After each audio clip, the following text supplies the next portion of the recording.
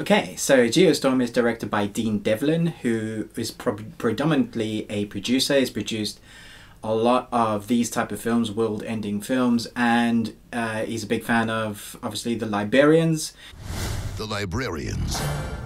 Because he's directed a few of their TV movies and TV episodes, and now he's progressed to wanting to direct one of these big films himself. It stars Gerard Butler, Ed Harris, Andy Garcia, Abbie Cornish, and Sturgess. It's a very strong cast. When it comes to these type of films, I have a weak spot, so I'm just going to tell you that first and foremost. I actually like the kind of the world-ending explosion type films. Geostorm is fun enough about a Geostorm. It's set a little bit into the future where the world as we know it is overcome with tornadoes and hurricanes and large tsunamis, and it's come to the point where we can no longer ignore it and we have to do something about it. The UN comes together and we decide that we're going to we get our best and brightest scientists and create a system of satellites called the net that covers the whole Earth, and we are able to control the Earth's weather system, and this saves us. Until that is, something goes wrong. Obviously it starts in little places around the Earth, it starts malfunctioning, and you get your large twisters and ice storms. And so Gerard Butler, who is the main protagonist, has to go up to space and to sort out the mistakes, because he was one of the, well, basically he was the main scientist that came up with the idea of the net. And that is the gist of the story. This is Mr. Jake Lawson. The Jake Lawson? Yeah, so I didn't really know where to start. Okay, so the first half of this film, I was actually really enjoying it. The special effects were great. They introduced the characters well. It didn't take itself too seriously. And then you get to see the second half. And my issues with this film are vast.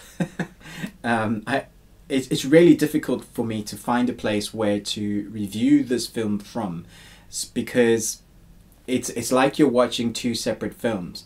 They set up the protagonist and the story, and then the latter half of the film is USA basically saving the world again.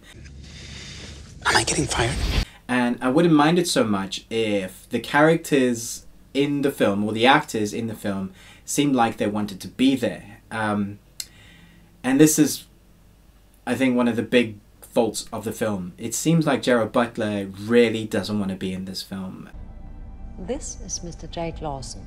There are moments when he's meant to interact with his estranged daughter, with his estranged brother, and there's just no emotional ties to him. When his character gets in trouble, I didn't really care. In fact, I was always relieved when another actor appeared on screen with him, because I felt like he was outdone by pretty much all of the cast.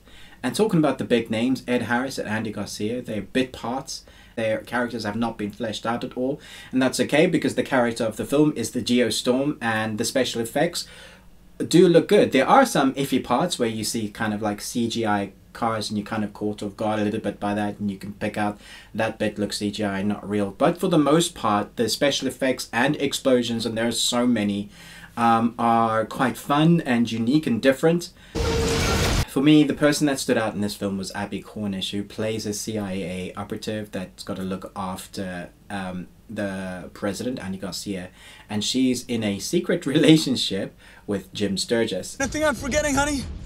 Honey. And their relationship actually comes across as real and genuine and really fun. There are moments in this film where I actually forgot I was watching a film, and I was transported into their situation.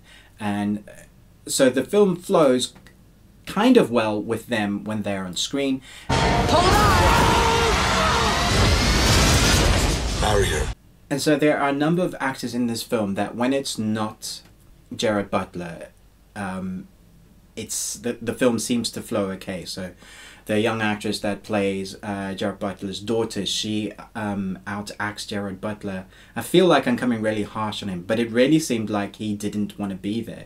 Come on, baby. So this film has issues with what they've done with the characters. So the Gerard Butler character is antagonistic and doesn't listen to authority, and that's the character that Gerard Butler has to portray, as well as being this brilliant scientist and the guy who came up with it. I think what we're meant to get is that, like, really, like, This is my life's work. like the character, root for him, but I wasn't ever really rooting for him. I was only ever rooting for the daughter. Are you going back up to space? I'm coming back. I promise. And his character's brother, Jim Sturgess, and the CIA operative. We're kidnapping the president in a self-driving cab. The rest of the time, I couldn't give two hoots about any of the other characters, and there are loads.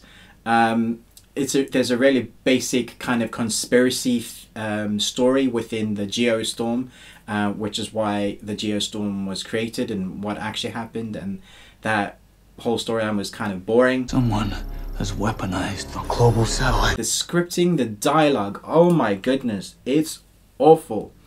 So if you go back and watch Armageddon is cheesy, but the dialogue is fun and works because they so fleshed out each of the characters. I bet you can even picture those characters in your mind now.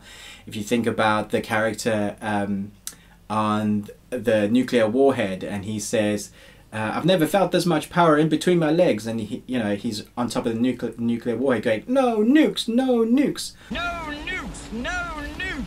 Or the individual characters from Ben Affleck and Bruce Willis. You know those characters. Although the film is cheesy, the dialogue works with the fleshed out characters. This dialogue was terrible, and I can only think that this must have been down to the director, Dean, again, because he was one of the script writers on this film. And no offence, it's just a serious situation, and the last thing we need is some Washington stooge to come and supervise us, do we, lads?